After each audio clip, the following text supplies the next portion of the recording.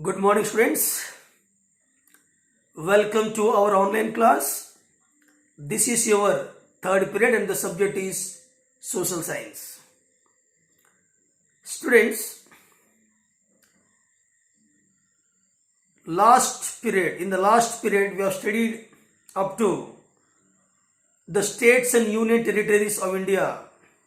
We have studied up to Jammu and Kashmir, the Article 370, which was there earlier, but it is not now.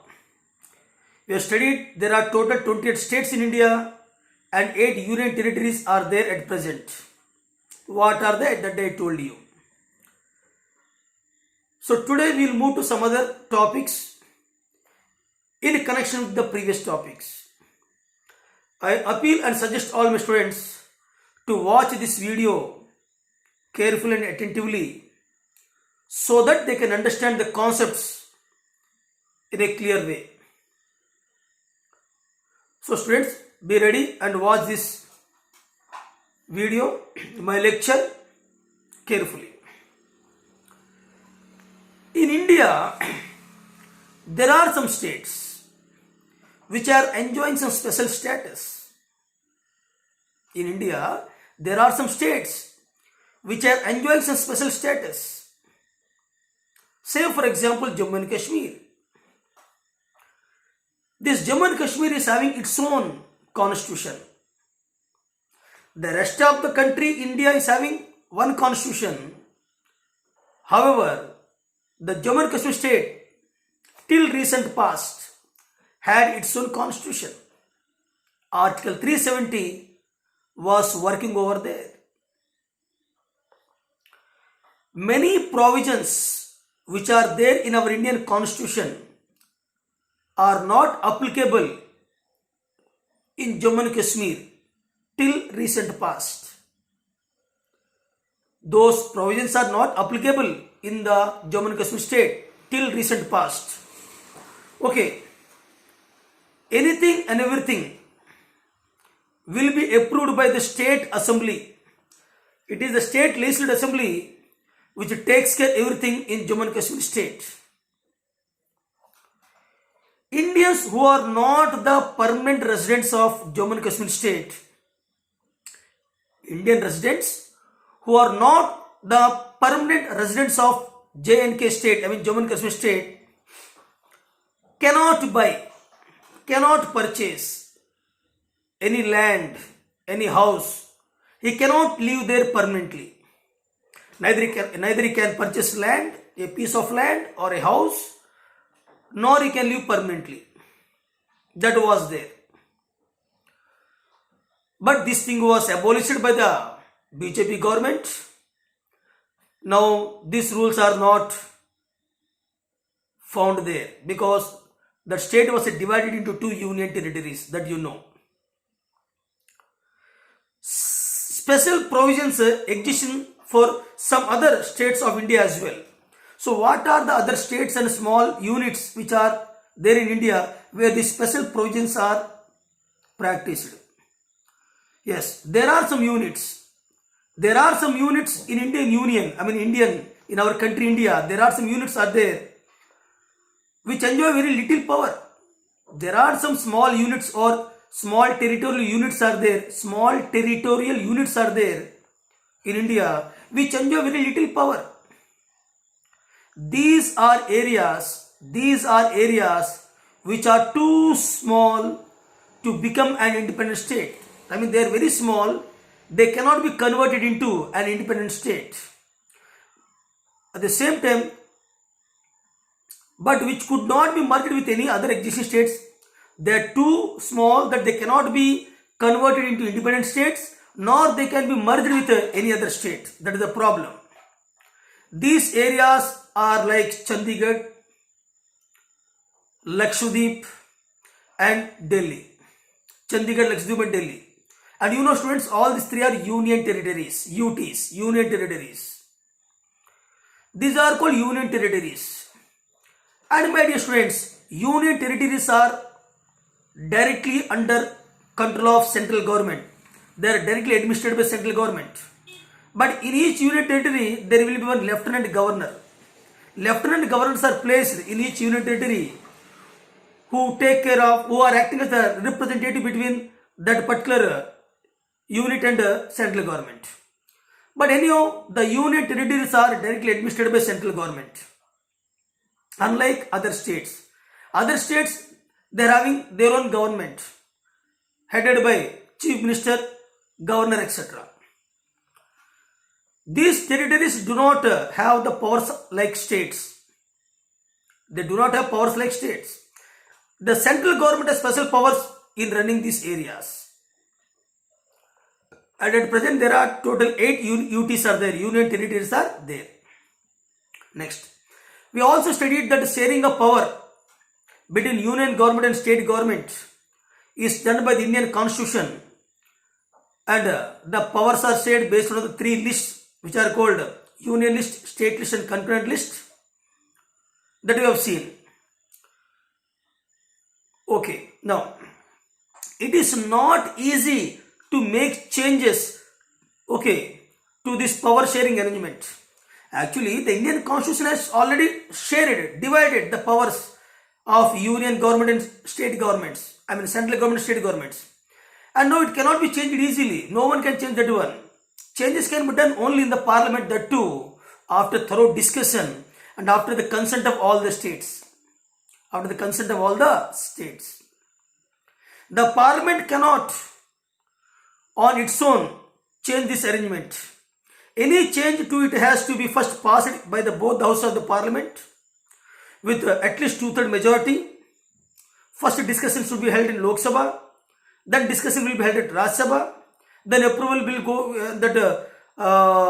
that will be sent to president for his assent, approval, then it will become. Then it is to be rectified by the legislatures at least, first it will be discussed in the parliament with 2/3 majority. At the same time, then it has to be rectified by the legislatures of at least half of the total states. Half of the states that has to be agreed for that change. Next, judiciary. Already we have discussed about judiciary, Supreme Court, High Court and district courts. So all the 3 will come under judiciary. Courts are the part of judiciary. Judiciary plays an important role. Judiciary plays an important role in overseeing in the implementation of constitutional provisions and procedures. In case of any dispute, now students, suppose if there is any dispute between 2 states, general, wherever there will be any dispute between 2 states, then where do they will go? Suppose if there is any dispute between 2 districts, then they will go to the High Court. But suppose if 2 states are having disputes, then where did they go? See, the simple answer is they will go to Supreme Court. So simply what is said here? In case of any dispute about the division of powers, the High Courts and the Supreme Courts make a decision. The union and the state governments has the power to raise resources by levying taxes. Yes, the central government and the state government, they have power to levy, to impose. To levy means what? To impose taxes on the people. And they collect the revenue. So the union government and state government, they have the power to levy taxes on the people on various fields, on various items, and they'll collect the revenue from that through taxes and also non-taxes also, like fines, penalties, etc. And that revenue will be again utilized for the welfare schemes on the people. Example of that central tax or union tax is what? Income tax. Example, income tax comes under what? Union tax, central tax. And sales tax will come under state government. So income tax, tax on income can be levied by central government, and tax on sales of goods will be levied by state government. Now, so why taxes are levied? In order to collect revenue, in order to carry out the government and the responsibilities assigned to each of them. Now, moving to our next topic, that is, how is federalism practiced in India? How is federalism practiced in India? Listen carefully, students. I told you constitutional provisions are necessary. Some constitutional provisions are necessary for the success of federalism. there should be some constitutional provisions that helps in the success of federalism. But these are not sufficient. If the federal experiment has succeeded in India, it is not merely because of the clearly laid out constitutional provisions. I mean, generally what I am telling here, for the very success of federalism in any country, there must be some constitutional provisions. There should be some rules and regulations based on which this federalism can be success.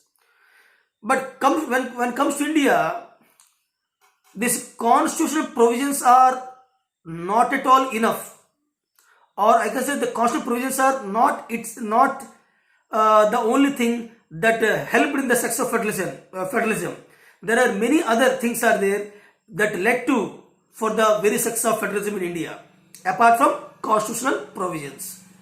So if the federal experiment has succeeded in India, it is not only merely because of the clearly laid out constitutional provisions.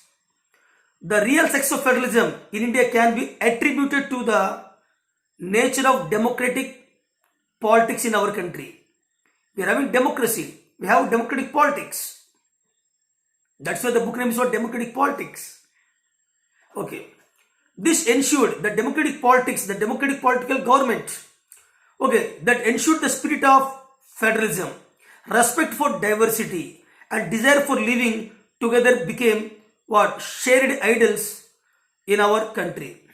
Let us look some of these major ways in which, or I guess how this was happened. I mean, let us see some of the ways how this federalism was practiced, how the federalism was successful in a country like India, in a vast country like huge country like India. Let us see how federalism was successful, how federalism was easily practiced in our country like India. Now, first coming under this one, first we'll read the topic linguistic states. Linguistic states. Here the word linguistic. The word linguistic means what? Language. The word linguistic means here means what? Language. Linguistic states. So what are linguistic states? Linguistic states are those states which are created on the basis of language. Linguistic states are those states that were created on the basis of language. In our country, most of the states are linguistic states which are created on the basis of language. All the people who are speaking Punjabi comes under Punjab state. All the people are speaking Assam language, they comes under Assam state. All the people who are speaking Tamil language, they comes under Tamil Nadu state, like that. Now, linguistic means here what? Language. Linguistic states. The creation, I mean the formation of linguistic states was the first and a major test for democratic politics in our country, India. I mean, when our country got independence in 1947, our leaders, they thought, if we create the states on the basis of language in India, then in future there may be conflicts based on religion or language. But it was not happened. We accommodated the diversity. It was successful. Successful practice of creation of linguistic states. So the creation of linguistic states was the first and a major test for democratic politics in our country. If you look at the political map of India, the map which you are seeing today, the political map which you are seeing today was not the same as it was in 1947. When our country got independence, the political map of India was different. There were provinces, there were princely states, very less number of states were there. It is not the same map as we are seeing in our atlas today. Okay, so if you look at the political map of India, when it began its journey as a democracy in 1947 and that of 2017 or 2020, I can say, it was not same, it was changed. Number of times the political map of India has been changed. Number of times the political map of India has been changed. Recently, with the abolition of Jammu Kashmir state, again there was a change in the political map of India. If you see the color, they demarcated the state in two parts. You will be surprised. sorry, you will be surprised by the extent of changes. Number of changes took place since 1947 to 2020. Many old states have vanished. There are many old states were there long back, which are being vanished, extinct, ended, and many new states have been created. Areas, boundaries, and names of the states are always been changing. Students, you don't know. Today, you are living in Chhattisgarh state. You are born after the formation of Chhattisgarh state. But many people, they know that earlier Chhattisgarh and the Madhya Pradesh neighboring state, both are together only one state. Okay. So if anybody asks you, Chhattisgarh is a part of Madhya Pradesh, means you will not believe. Or your children will not believe after many years, after some years. Similarly, Assam state and Meghalaya. Actually, Meghalaya state was created from Assam. Earlier, Meghalaya and Assam both are together. Earlier, Cherrapunji, which is in Meghalaya state. Mawsynram, which is in Meghalaya state. Today, you are reading that Cherrapunji and Mawsynram, which are the heavy rainfall places in India, are in Meghalaya state. That you have studied in geography today. But when I was studying in class 2-3, I read that Cherrapunji is in Assam. My social science teacher told me that Cherrapunji was in Assam. But today I am teaching you that Cherrapunji is in Meghalaya. So like this, the state boundaries are being, rearranged, reframed. New states are created from the larger states. Since Madhya Pradesh was the large state, so hence one more state was created from it. Okay. So many states are being changed, their names are being changed, their boundaries are being changed, their areas are being changed. Places are there only, but the names, that boundaries are being changed. Capital cities are being changed. In 1947, if you see, in 1947, the boundaries of several old states of India were changed in order to create new states. If we see 1947, the boundaries of several old states of India were changed in order to create some new states. This was done to ensure that people who spoke the same language. Why the old states boundaries are being changed? From old states some new states are being created? Why from old states some new states are created? Why the boundaries of the states are being created, restructured? The simple reason is this was done to ensure that people who spoke the same language, lived in the same state, or I can say should be live in the same state. Some states were created not only the basis of language, but also based on the difference, based on culture, ethnicity, or geography. Some states are created based on language. That is agreed. For example, Andhra state. Andhra state was the first state that was created on the basis of linguistic language. First state in India. Okay, I'll tell you about that one. Listen carefully first. So, some states were created not on the basis of language, but to recognize differences based on culture, ethnicity, and geography. These states include like Nagaland state, Uttarakhand state, Jharkhand state. So these Nagaland state, Uttarakhand state, Jharkhand state, these are created to recognize the culture, the ethnicity, and the geography. Whereas the Andhra state, which was created, that was created on the basis of language. A small brief history I am telling about this Andhra states. Listen. Earlier, there was a Madras province. Madras, that is where Madras means South Tamil Nadu, a very big province.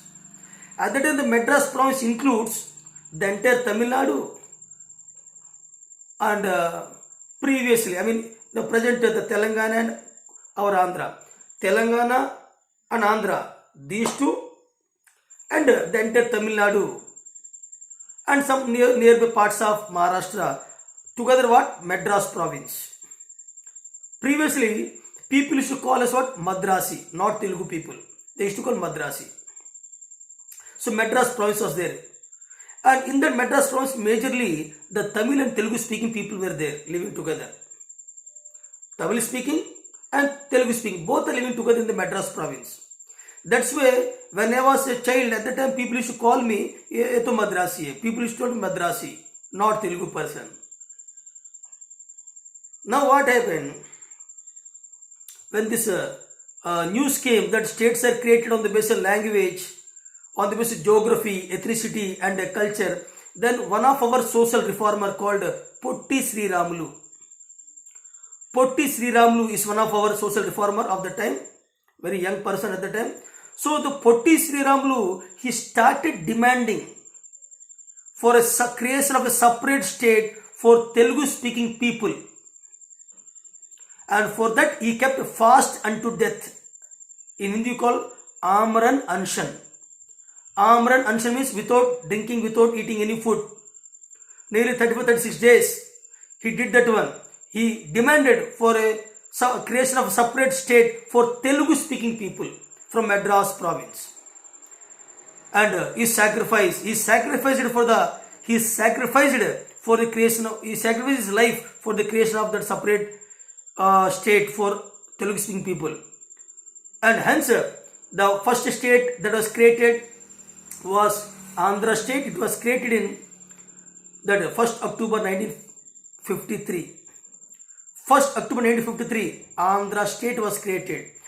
That part of the Madras province where Telugu speaking people are there, that was made separate from Madras province. So two states are formed. One is Tamil Nadu, one is what? This Andhra state. At the time, Andhra state capital was Kurnool. The state was Andhra state and its capital was Kurnool. Later, after 3 years, what happened? The present Telangana, we are calling Telangana state. So there, some area, Telangana area, some area was again merged with this Andhra state. Andhra state is said, not Pradesh. So some area, some Telangana area was merged with Andhra state. Then, and it was happening 1st November 1956. 1st November 1956. It was merged with Andhra state. Then it formed Andhra Pradesh state. Andhra Pradesh state. And its capital was Hyderabad. So from 1956, Andhra Pradesh state was created with the joining of Telangana into Andhra state. Before that, Andhra state was there, which capital Kurnool. And Andhra state was created from Tamil Nadu province, that Madras province. Who sacrificed his life? Potti Sri Ramulu. Now again what happened? From 1956 to 2014, whatever it may be, 2014, something. Once again what happened? Andhra Pradesh state was there, but once again Telangana people demanded, from 2013-14 they started demanding a separate state for themselves once again. So again that Telangana was separated. Again that part of Telangana again was separated from Andhra Pradesh state. So now Telangana became separate once again. They came, they stayed for 50 years plus and again went back. Now only Andhra Pradesh state is there, which does not include what? Telangana. Now Telangana, that area became a separate state with capital Hyderabad. Now you know our Andhra Pradesh state people, they are fighting that Amravati will be the capital, or there will be 3 capitals: executive capital Visakhapatnam, legislative capital that Amravati, and the judiciary capital that is Kurnool, like that. Let us see what will happen. Actually today is the day, 16th August is the day that the Andhra Pradesh government, they decided to laid the foundation stone in Visakhapatnam for the creation of that executive capital. I have not watched the television, let us see. And the people of Amravati, they put case in the court. So these things you should know. So this is about the states, how the states are created on the basis of language. So states are created not only on the basis of language but also culture, ethnicity and the geography. Now when the demand for formation states on the basis of language was raised, when at the time soon after independence, when there was a demand raised for the creation of separate states based on language, then some national leaders, they feared, some of our national leaders like Nehru, all these people, they feared that it would lead to disintegration of our country in the future. They thought if we create the states based on language, if we establish states on the basis of language, they will become separate states, and every state will try to keep their own identity. So it leads to disintegration of the country, and when the disintegration will be taken advantage by any foreign power, like they thought earlier. Okay, the central government resisted linguistic states for some time. I mean, the central government has not agreed. When the demands came from all over India, from all the people of India for the creation of separate states based on language, so our national leaders, they felt it will be dangerous if we create the states on the basis of language. It will lead our country into disintegration. So hence the central government for some time, for a small time period, opposed for the creation of the states based on language. But the experience has shown that the formation, but what we have seen today, we saw states based on language. But the experience has shown that the formation of linguistic states has actually made the country more united. Earlier we thought it will lead to disintegration, and the central government for some time it resisted this demand. But finally states were created on the basis of language. Today we are having states based on language, and today we are more united than earlier. We are more united than earlier. Okay, it developed unity among all the people. Okay, it also made administration easier. It also made our administration easier. Now coming to language policy. So language policy is another important thing that can tell about that how federalism is practiced in our country, India. Language policy. Students, here some objective questions are there. Listen carefully. A second test for Indian federation is the language policy. Our constitution did not give the status of national language to any one language. Actually, our Indian constitution, remember, our Indian constitution did not give the status of national language to any one language. This you should remember. However, Hindi was identified as the official language. So you can write Hindi is our official language, not national language. Because in our Indian constitution, it was not mentioned anywhere, or our Indian constitution has not declared anywhere that a particular language is a national language. No single language is declared as what national language by the Indian constitution. But Hindi was identified as the official language. But the Hindi is the mother tongue of only about 40% of the Indians. I mean, out of 100% of people in India, 40% people, their mother tongue is Hindi. Therefore, there were many safeguards. Safeguards means protection, safeguards to protect other languages. Besides Hindi, there are 21 other languages recognized as scheduled languages. Scheduled means what? Statutory languages. So Hindi was identified as the official language. 40% of the people in India, they are speaking Hindi language. So it became necessary to protect other languages in India. Okay. Similarly, apart from Hindi language, there are 21 other regional languages are there. Total overall 22 scheduled languages are there in India, which are recognized by our Indian constitution, and we can call these languages as statutory languages. Statutory. Official languages. These languages are mentioned in some of the currencies earlier. Before that one, 18 were there actually. 18 languages are statutory. 4 more languages are added. Namely Bodo. Listen students. Bodo, B-O-D-O, Bodo, Dongri, Maithili and Santali. Bodo, Dongri, Maithili and Santali. These are the 4 new languages were added to that 18 previous languages. Hence, total we are having 22. Now, a candidate in an Indian examination. I repeat, a candidate in an examination. Suppose our examination, any competitive examinations. Okay, any competitive examinations which are conducted by central government, any competitive exams, I mean bank exam, railways exam, UPSC exam, any exam that is conducted by our central government positions may opt to take the examination in any of these languages. They can opt any languages. I can write UPSC IAS exam in Telugu language. You can opt your IAS exam, the UPSC exam in what? Gujarati, Punjabi, Marathi, Hindi or English. Any three languages. I mean regional language, official language and that English language. In all these three languages you can attempt the paper. Any language of your choice. That provision is there in our Indian constitution. Okay. States too have their own official languages. For example, in our Chhattisgarh, Hindi is the official language. In my state, Andhra state, Telugu is the official language. Maybe in Punjab, that Punjabi is the official language. In West Bengal, the Bengali is the official language. In Tamil Nadu, Tamil is the official language. So in many states, they are having their own official languages. Like our country is having official language Hindi. Now, much of the government work takes place in the official language of the concerned state.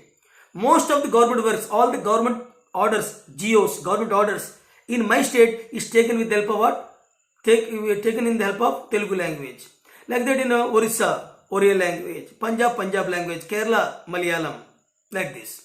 So most of the government works, government GOs, government orders are taken in what? Their concerned official languages only. Here I want to mention Nagaland. Nagaland is one of the states where English is the official language. Dance is the official language in Nagaland, that is English.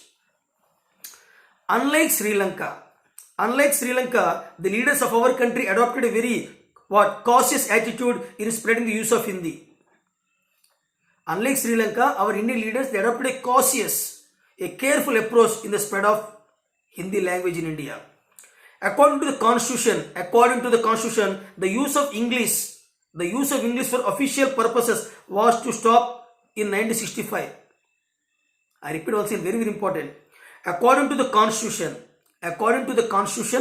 of India, the use of English for official purposes was to stop in 1965, it was mentioned. However, many non-Hindi speaking states, actually our Indian constitution said that to stop doing the official works in English language, and this bill or act was passed in 1965. But however, there are many non-Hindi speaking states. Andhra non-Hindi speaking state, Tamil Nadu non-Hindi speaking state, Kerala non-Hindi speaking state, Karnataka non-Hindi speaking states, South states. Okay. So however, the many non-Hindi speaking states demanded that the use of English to be continued. They demanded that English to be continued.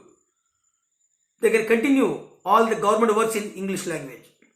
For example, very, very important here, very, very important. In Tamil Nadu state, a serious movement.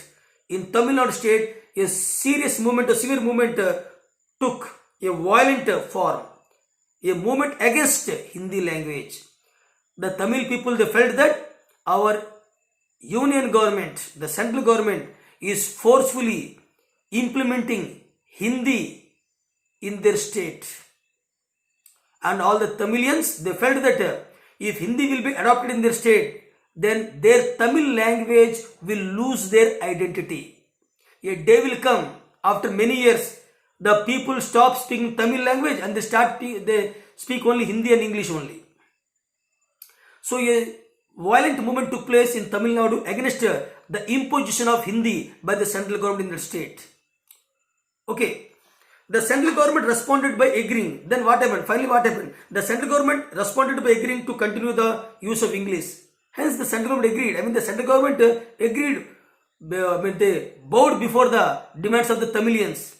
So central government agreed. Yes, okay, you can continue English You can continue all your government works in English also.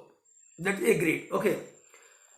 Along with Hindi, they said. I mean, you can continue your government works both in Hindi and English. Now, hence the movement was stopped, slowed down, diffused. Okay. Many critics think that this situation favored the English-speaking elite. Some people favored, people criticize. They said that opinion that this is encouraging those who are speaking English. Many critics favored the English-speaking. Many critics they thought that this solution favored the English-speaking elite people. Now, promotion of Hindi continues. I mean, the promotion and spread of Hindi continues to be the official policy of Government of India. I mean, our Indian government never stepped back in promoting Hindi as the official language. It's always promoting Hindi as official language. That's why today I'm able to speak Hindi also. Now, promotion does not mean that the central government can impose Hindi on the states where people speak different languages. Here, promotion is what? Not forceful act. Here, promotion does not mean that the government will forcefully impose the Hindi in those states which are non-Hindi states. The flexibility, the flexibility shown by Indian political leaders helped our country avoid the kind of situation that Sri Lanka finds itself in. So you have not done that one. Now, next video we will talk about the central state relation, and one more topic is what? Decentralization in India. So these topics I'll cover tomorrow, that is on Tuesday. So I am keeping here ended here. So we have studied up to here today. Hope you have understood many things. I advise all my students to read this textbook once again, and tomorrow I'll take the live class, and I appeal all the students to attend the class, and I want my class to be proper discipline. Otherwise I'll remove that number who are creating disturbance in my class. Okay students, thank you. So thank you and take care.